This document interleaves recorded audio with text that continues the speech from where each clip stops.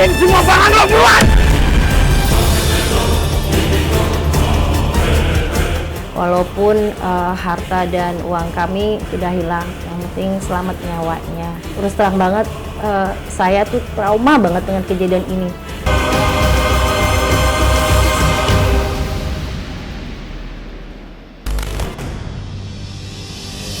Sobat penyintas, 2 orang tenaga medis mengalami musibah perampokan di dalam mobil angkutan umum 2 tahun silam.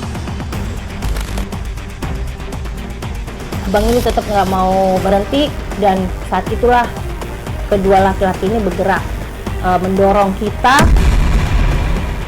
Perhiasan, telepon genggam, dan uang berikut kartu ATM habis dikuras oleh para perampok.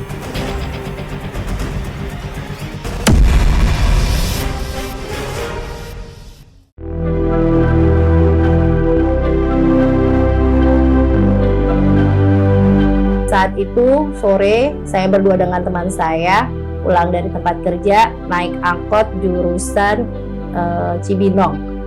Saat itu, Ria yang akrab dipanggil Ririn bersama salah seorang teman akan pulang ke rumahnya yang berada di kawasan Cibinong, Bogor. Saya berdua dengan teman saya naik angkot yang kebetulan memang isinya cuma 2 orang laki-laki. Yang satu agak tua dan yang satunya agak muda.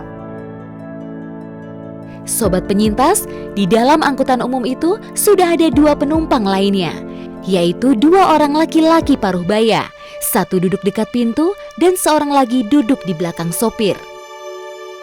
Wajah mereka terlihat dingin dan tidak bersahabat. Awalnya Ria bersama teman biasa saja. Mereka berdua asik ngobrol sambil menunggu laju angkot tiba di jalan depan rumah. Mereka tak sadar kalau kedua lelaki yang berada di dalam angkot tersebut menyimpan rencana jahat. Ada rasa curiga, tapi udah tanggung naik mobil. Jadi kita sambil baca-baca berdua pandangan sama teman.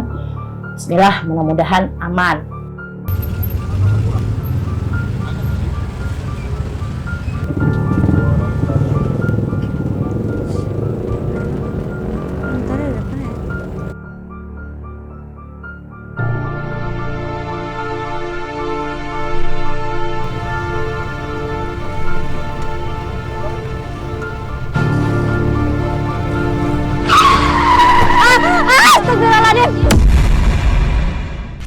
Aduh, kucing nyebrang sembarangan aja. Pelan-pelan, Bang.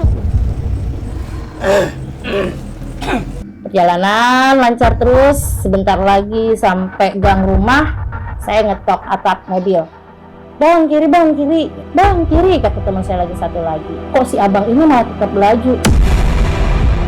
Setelah hampir 30 menit perjalanan, Ria sampai di jalan yang menuju ke rumahnya.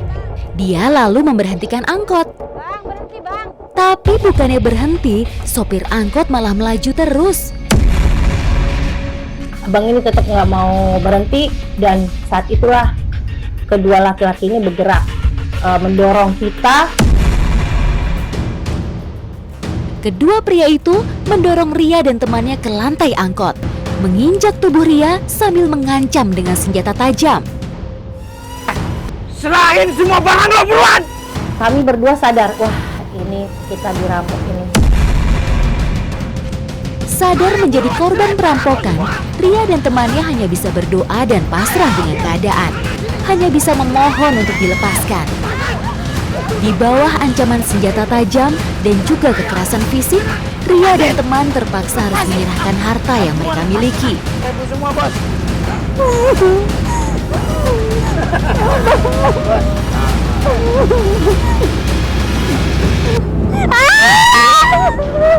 Si perampok mulai menguras harta kita.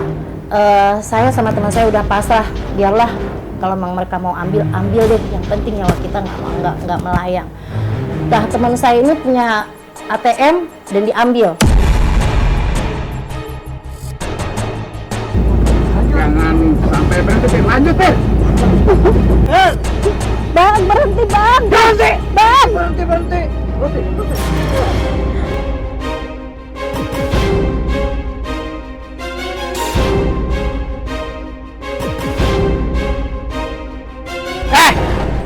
Serahin lagi mana? ATM nggak berdua? ATM mana? Kasih! Kelemahan lu! Shit! Tanya nomor PIN-nya berapa deh? Bos, ATM-nya banyak nih, Bos. Wah, jangan. PIN-nya apa? Hah? Ayo buruan kasih tahu ini PIN-nya berapa? Teman saya tetap nggak mau ngasih nomor PIN-nya.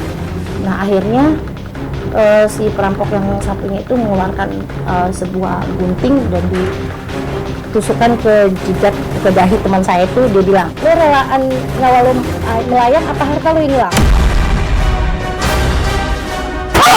Kelamaan lo! 26 432, bagus. Ayo kita katakan yuk. Siap, Bos. Diam lo semua!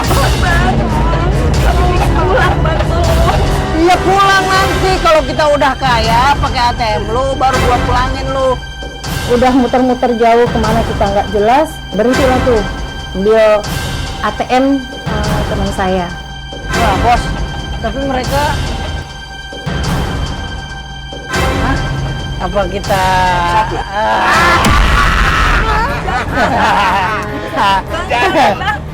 Untung semua ATM dapat. Iya, Bos, ini, Bos. Aduh, Ya udah, kamu yang mana? terserah Bos aja. Ya udah, kamu. Hei. Ayo dong.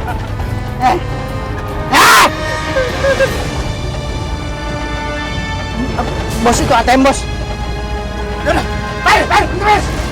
Pergi. Berhenti. Nah, itu dia ATM-nya tuh, Bos. Itu tuh. Berhenti.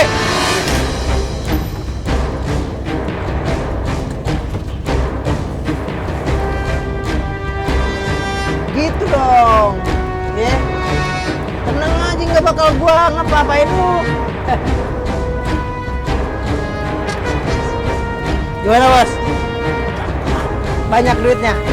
Asik, kita happy, Bos. Ya.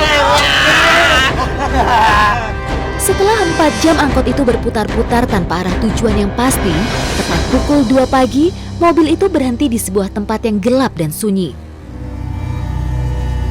Kemudian para pelaku menurunkan Ria dan temannya. Ria tidak tahu di mana mereka berada malam itu.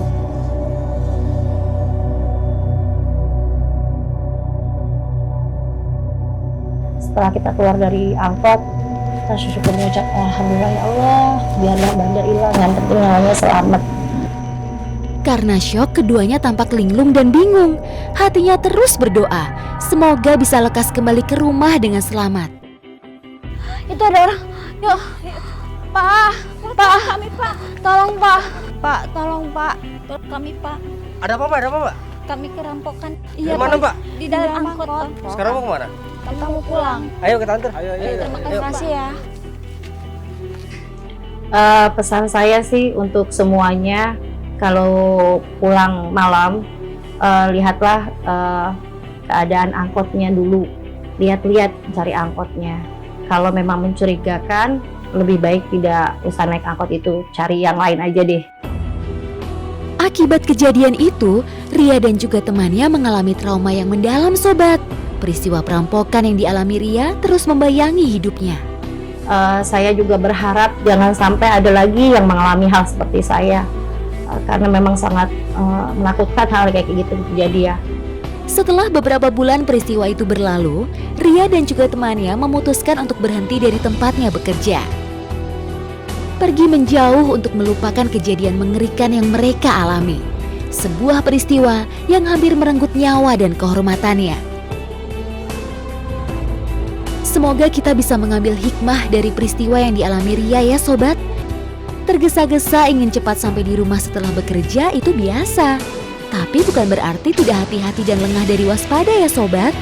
Apalagi kalau pulangnya malam. Lebih baik cari transportasi umum yang lebih aman nyaman. Sobat penyintas, semoga trauma yang dialami Ria dan temannya segera berlalu. Agar mereka bisa memulai kembali tugas sosial yang diembannya.